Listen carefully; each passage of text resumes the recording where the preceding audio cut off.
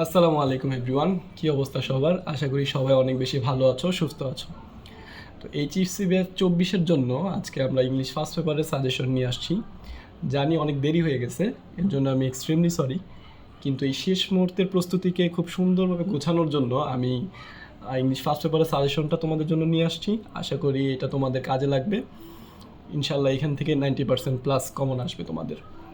ভাগ্য ভালো থাকলে এখান থেকে 100% চলে আসবে। সো দেরি না করে চলো শুরু করা যাক। প্রথমেই যে প্রশ্নগুলো তোমাদের আসে সেগুলো হচ্ছে multiple choice question, short question answer, flow chart এবং সামারি। এই সবগুলো প্রশ্নের উত্তরই তোমাদের কিছু প্যাসেজ থেকে করতে হয়। এখন সবগুলোর জন্য প্যাসেজগুলো আলাদা আলাদা না করে আমি এই সবগুলো প্রশ্নের জন্য কিছু প্যাসেজ সিলেক্ট করছি। তোমাদের জন্য সেগুলো এখন দেখাচ্ছি যে এই প্যাসেজগুলো পড়লে ইনশাল্লাহ তোমরা সবাই কমন পাবা। তো ইম্পর্টেন্ট প্যাসেজগুলো হচ্ছে 1 নম্বরে নেলসন ম্যান্ডেলা, সবাই এটা পড়ছো আশা করি, পরিচিত একদম শুরুর প্যাসেজ এটা, অনেক বেশি ইম্পর্টেন্ট। এরপরেই বঙ্গবন্ধু শেখ মুজিবুর রহমানের জীবনী ভাষণ নিয়ে যেই প্যাসেজটা, সেই প্যাসেজটা তোমরা পড়ে ফেলবা। 3 নম্বরে আমি রাখছি হচ্ছে Sheikh Kamal, the eldest son of Sheikh Mujib. এইটা মেবি গত বছর আসছিল, তারপরে এবার পড়ে রাখবা। এরপরে হচ্ছে নিশাত মজুমদার, এটা খুব ইম্পর্টেন্ট, এটা পড়বা। তারপরে হচ্ছে মাই নেম ইজ আমেরিগো, এটা আশা করি সবাই পড়ছো, এটা ফ্লো চার্টের জন্য অনেক বেশি ইম্পর্টেন্ট। এরপর হচ্ছে দ্য স্টোরি অফ শিল্পী, এই প্যাসেজটা সিন প্যাসেজের জন্য যেমন ইম্পর্টেন্ট, ঠিক তেমনি সামারির জন্য অনেক বেশি ইম্পর্টেন্ট। এরপরে হচ্ছে ইকো ট্যুরিজম, এইটা এবার আমার মনে হচ্ছে অনেক বেশি ইম্পর্টেন্ট, এইটা আসার সম্ভাবনা অনেক বেশি। এরপরেরটা হচ্ছে এডুকেশন এইমস টু অথবা এডুকেশন ব্রিংস টু, এখানে 2টা প্যাসেজ আছে, তোমরা 2টা প্যাসেজই পড়ে ফেলবে, এটা অনেক ইম্পর্টেন্ট। এরপর হচ্ছে আই হ্যাভ এ ড্রিম এবং ড্রিমস হ্যাভ ফ্যাসিনেটেড, অর্থাৎ ড্রিমস রিলেটেড যে 2টা প্যাসেজ আছে, এই 2টা প্যাসেজও তোমাদের জন্য অনেক বেশি গুরুত্বপূর্ণ। তারপরে last but not the least, the famous Greek philosopher, এই প্যাসেজটা হয়তো বা অনেকেই পড়ো নাই, তবে শেষ মুহূর্তের এই প্রস্তুতির জন্য এই প্যাসেজটাও তোমাদের জন্য থাকবে। এরপরে আসি with clue and without clue. With clue এবং উইদাউট ক্লুর জন্য আসলে তোমাদের ভোকাবুলারি সেন্সটা অনেক ভালো থাকতে হবে। যারা অনেক বেশি ভালো ভোকাবুলারি পারো তারা এটা খুব সহজেই আনসার করতে পারবা। আর এইটার জন্য আমি তেমন কোনো সাজেশন দিইনি, এটার জন্য সাজেশন একটাই, সেটা হচ্ছে বোর্ড কোশ্চেন যেগুলো আছে সেগুলো সলভ করতে হবে। অর্থাৎ 2019, 20, 21, 22 এই 3-4টা বোর্ড করলে মোটামুটি এখান থেকে কমন পাবা। অর্থাৎ এটা তো আর হুবহু কমন পড়বে না, তবে ওই টপিক অনুযায়ী আসবে আর কি। আর যাদের ভোকাবুলারি সেন্স ভালো তারা এখান থেকে সুন্দরভাবে অ্যান্সার করতে পারবা। এরপরে হচ্ছে রিয়ারেঞ্জে আসলে মূলত মানে পার্সোনাল লাইফের স্টোরি থেকে আসলে প্রশ্নগুলো বেশি আসে। যেমন আমি প্রথমেই রাখছি কাজী নজরুল ইসলামের লাইফ স্টোরিটা, তারপরে রবীন্দ্রনাথ ঠাকুর, এটা পড়বা। তারপর আরেকটা গল্প হচ্ছে the astrologer and the king, মানে জ্যোতিষী এবং এক রাজার ঘটনা, এটাও পড়বা। সক্রেটসের ঘটনাটা পড়বা। The teacher and the student, এটাও পড়বা। এগুলো সবাই বইয়ের মধ্যে পাবা, বিভিন্ন কলেজের প্রশ্নে অথবা বোর্ড কোশ্চেনে এগুলো আসছে। তারপর হচ্ছে শেখ সাদি, এইটা পড়বা, এটা ইম্পর্টেন্ট। তারপর হচ্ছে রবার্ট ব্রুস, অর্থাৎ failure is the pillar of success, এই স্টোরির আলোকে যেই রিয়ারেন্সটা আছে সেটাও তোমরা পড়ে নিবা, আশা করি এখান থেকে কমন পাবা। নেক্সট হচ্ছে graph and chart. Graph and chart লেখার নিয়মটা আশা করি তোমরা সবাই পারো, আর না পারলেও আমি কোনো একটা ভিডিওতে এটা খুব সুন্দরভাবে দেখাই দিব। আর গ্রাফ অ্যান্ড চার্ট একটা পারলে মোটামুটি সবই পারা যায়। তারপরও আমি কয়েকটা জিনিস ইম্পর্টেন্ট দেখে তোমাদের জন্য আলাদা করছি। 1 নম্বরে হচ্ছে লিটারেসি রেট অফ বাংলাদেশ, 2 নম্বর হচ্ছে number of internet or mobile phone users in Bangladesh, এটা খুব ইম্পর্টেন্ট। এরপরে হচ্ছে অ্যামাউন্ট অফ এনভায়রনমেন্ট পলিউশন, বিভিন্ন ধরনের পরিবেশগত যে দূষণ আছে সেগুলোর পার্সেন্টেজ দেওয়া থাকতে পারে, এটা পাই চার্ট হিসেবেও দেওয়া থাকতে পারে, যেটাই আসুক তোমরা পারবা আশা করি। এরপর হচ্ছে the percentage of using various transportation, এটাও খুব ইম্পর্টেন্ট। হয়তো বা 500-600 স্টুডেন্ট দিয়ে দিবে, বলবে এরা কে কোন ধরনের ট্রান্সপোর্ট ইউজ করতে স্বাচ্ছন্দ্য বোধ করে, তো এইখান থেকে তোমাদের একটা গ্রাফ চার্ট লিখতে দিতে পারে।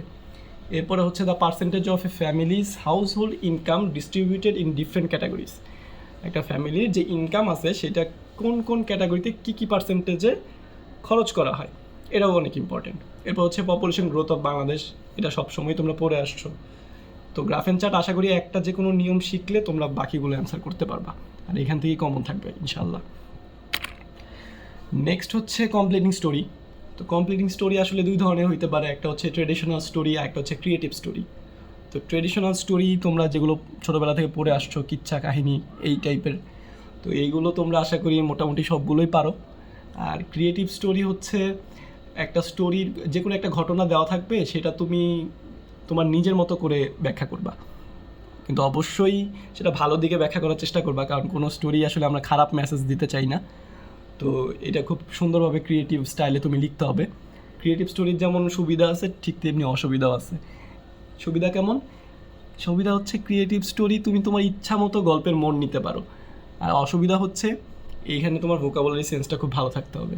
যদি ইংরেজিতে তুমি ভালো না হও তাহলে এটা লিখতে একটু প্যারা খাইতে হবে, তবে যারা মোটামুটি ভালো তারা আশা করি এটা পারবা। তো ট্রেডিশনাল স্টোরির মধ্যে আমি যেগুলো রাখছি সেটা হচ্ছে where there is a will there is a way, ইচ্ছা থাকলে উপায় হয়। এটা হচ্ছে ওই যে কাকের যে গল্পটা সেটা। নাম্বার 2 হচ্ছে friend in need is a friend in deed, এটা তোমরা সবাই পড়ছো ছোটোবেলায়, দুই বন্ধু এবং ভাল্লুকের যে গল্পটা ওইটা। নাম্বার 3 হচ্ছে অ্যান অ্যান্ট অ্যান্ড এ ডাব, পিঁপড়ে এবং ঘুঘুর যে গল্পটা। এরপর হচ্ছে money can not bring happiness, টাকায় সুখ বয়ে আনতে পারে না। এরপরটা হচ্ছে the judgement of a wise জাজ, এইটা মেবি কিং সোলেমানের যে গল্পটা সেটা। তো আশা করি এগুলো তোমরা ম্যাক্সিমামই পড়া আছে, তারপরেও যে দুই একটা বাদ আছে সেটা ঝটপট পড়ে ফেলো, আশা করি এখান থেকেই পাবা। এরপরে ক্রিয়েটিভ স্টোরিতে যেগুলো রাখছি সেটা হচ্ছে reward of a honesty of a school going boy, অর্থাৎ একটা ছেলে স্কুলে যাচ্ছিল, তখন রাস্তায় হয়তো বা একটা ব্যাগ কুড়ায় পাইছে, সেই ব্যাগটা সে তারপরে ব্যাগের মালিকের কাছে পৌঁছায় দেওয়ার জন্য যা যা করছে, এই জিনিসগুলো নিয়ে একটা স্টোরি তুমি রাইট করবা, এইটা খুব ইম্পর্টেন্ট। এরপর হচ্ছে ফ্রাইটেনিক নাইট, অর্থাৎ একটা ভীতিকর রাতের ঘটনা। নাম্বার 3-তে রাখছি হেল্পিং দ্য হেল্পলেস পিপল, হয়তো বা এরকম থাকতে পারে কয়েকজন বন্ধু মিলে তোমরা কলেজে যাচ্ছ, তখন কোনো একজন অসহায় মানুষকে দেখে তোমরা তার জন্য সাহায্যের হাত বাড়িয়ে দিয়েছো, তার জন্য কিছু করেছো। তো এই টাইপের একটা ক্রিয়েটিভ স্টোরি থাকতে পারে, আরও থাকতে পারে, আমি সবগুলো দিইনি, তবে ক্রিয়েটিভ স্টোরি আসলে নিজের মতো করে কমন ফলাইতে হবে, এই আর কি কথা। তো নেক্সট হচ্ছে ইনফর্মাল লেটার। ইনফর্মাল লেটারের মধ্যে আমি মাত্র 5টা দিছি, 5টা থেকে আশা করি পাবা। 1 নম্বর হচ্ছে giving up bad company or smoking habits, অর্থাৎ খারাপ সঙ্গী এবং যে ধূমপানের যে ব্যাপারটা সেটা ত্যাগ করা। নাম্বার 2 হচ্ছে প্ল্যান আফটার এইচএসসি, এটা অনেক ইম্পর্টেন্ট যে এইচএসসির পরে তোমার প্ল্যানটা কী।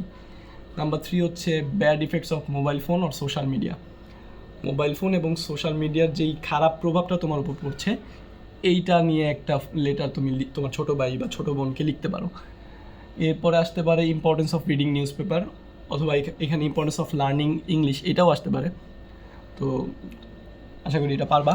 এরপরে হচ্ছে inviting to join A picnic or marriage ceremony, অর্থাৎ তুমি তোমার বন্ধুকে পিকনিকে অথবা তোমার বোন বা ভাইয়ের বিয়েতে জয়েন করার জন্য একটা লেটার পাঠাইতে পারো। এরপর হচ্ছে এই তো শেষ। So thank you so much আমাদের সাথে থাকার জন্য। আরও যদি কোনো সাবজেক্টের সাজেশন লাগে সেটা তোমরা কমেন্টে জানাও, আমরা খুব দ্রুত সেটা দেওয়ার চেষ্টা করব ইনশাল্লাহ।